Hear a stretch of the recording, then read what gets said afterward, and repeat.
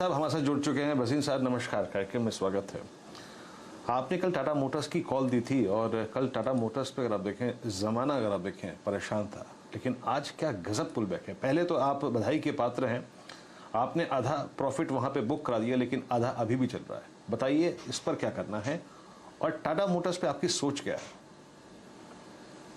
तो देखिए वीरेंद्र जी, मैं कह रहा हूँ 285 का बहुत स्ट्रांग, पहली बात तो टेक्निकल सपोर्ट था, साथ में you are pricing in something जो 2 महीने के बाद हो जाएगी और वो प्राइसिंग लाइन आपने कर ली है। 2 महीने बाद जो डिमांड आएगी, even if you heard the Maruti management they saying this July number will be the best in the last 6 months.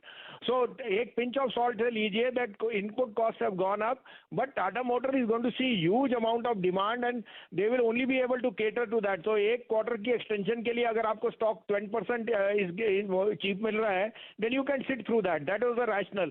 और मुझे लग रहा है कि अभी भी मैं बोलता हूँ this smart money is now shifting slowly from IT and fintech plays into back into banks and autos, and banks and autos में मैं बहुत बुलिश हूँ, specially the front line banks, because उनकी कॉस्ट ऑफ मनी इतनी low है and autos will have a follow through effect. तो अब आपको स्टॉप लॉस रखिए 93, जो आज आपको हाफ प्रॉफिट बुक करा दिया। 300 का टारगेट है, वो आपको आज नहीं तो कल आना चाहिए मेरे हिसाब से टाटा मोटर।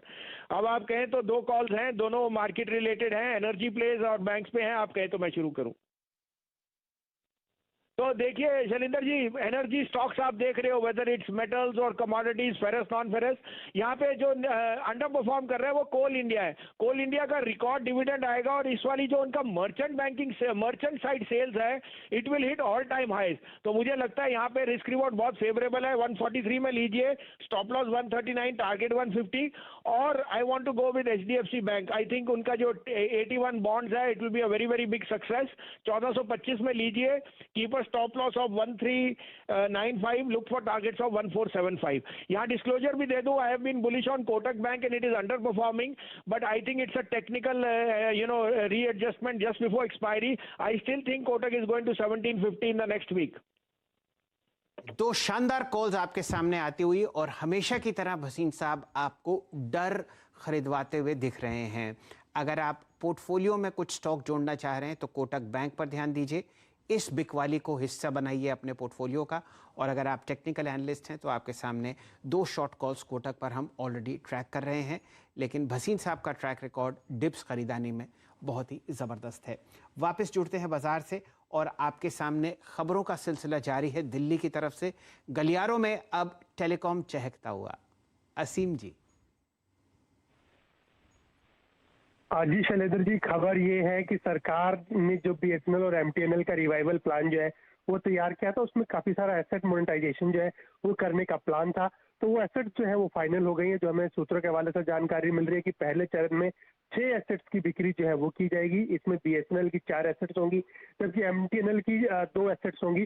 और इसका प्लान जो है डिपम को जो है भेज दिया गया। डिपम जो है अगले 1 हफ्ते के अंदर अंदर इसके टेंडर जो है, इसकी नीलामी करने की शुरुआत जो है वो करेगा। प्रॉपर्टी की सीधी नीलामी जो है वो की जाएगी। तो अगर मैं एमटीएनएल की खासतौर पर बात करूं तो 2 एसेट्स हैं, जिसमें कि एक मुंबई में एसेट जो है आइडेंटिफाई की गई है, एक दिल्ली में एसेट जो आइडेंटिफाई की गई है। तो अप्रोक्सीमेटली इन दोनों की कीमत जो है 500 से 700 करोड़ रुपए के बीच में जो है सरकार इसको मान करके चल रही है कि इनकी बिक्री होती है तो वो मिलेगी। तो पहले चरण में दोनों कंपनियों की 6 प्रॉपर्टी बिकने जा रही है, जिसमें से एमटीएनएल की 2 एसेट्स जो है बिकेंगी। हमारे साथ एक समस्या ये है कि बीएसएनएल अनलिस्टेड है और एमटीएनएल, असीम जी आपको पता ही है, 5% सर्किट पर है और वो सर्किट आपके सामने ऑलरेडी लगता हुआ दिख चुका है। हमारे देश की 2 सबसे बड़ी टेलीकॉम कंपनीज एक ज़माने में एमटीएनएल और बीएसएनएल होती थी। दिल्ली का फिक्स्ड लाइन और मुंबई का फिक्स्ड लाइन नेटवर्क एमटीएनएल के पास था और पूरे देश में बीएसएनएल का बहुत ही ज़बरदस्त प्रभुत्व था इन दोनों के अलावा। अक्सर आपने यहाँ पर खबर आती हुई दिखी होगी कि बीएसएनएल और एमटीएनएल का मर्जर होता है। अब वो तो होता हुआ दिख नहीं रहा, लेकिन अब मोनेटाइजेशन के चलते चलते एमटीएनएल पर आप कुछ अच्छा मोमेंटम आते हुए देख सकते हैं। दिल्ली में आपको कई जगह बिल्कुल बढ़िया कमर्शियल एरियाज़ में और सेंट्रल दिल्ली में एमटीएनएल और बीएसएनएल की बहुत प्रॉपर्टीज़ दिखेंगी और उनमें से 6 का चयन करवाते हुए असीम जी। मनचंदा साहब, आपका बहुत बहुत धन्यवाद। वापस